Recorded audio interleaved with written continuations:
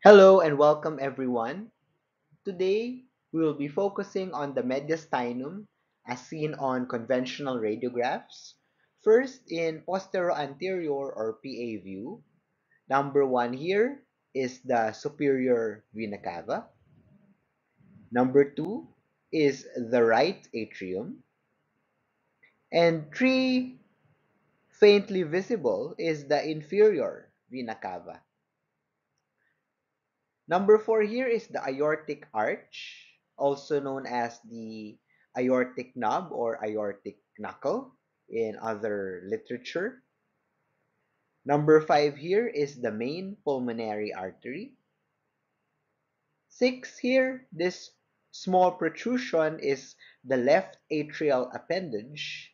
And seven, the most visible of the four chambers is the left ventricle. On lateral projection, shown here, number one is the left atrium. Below it is the left ventricle.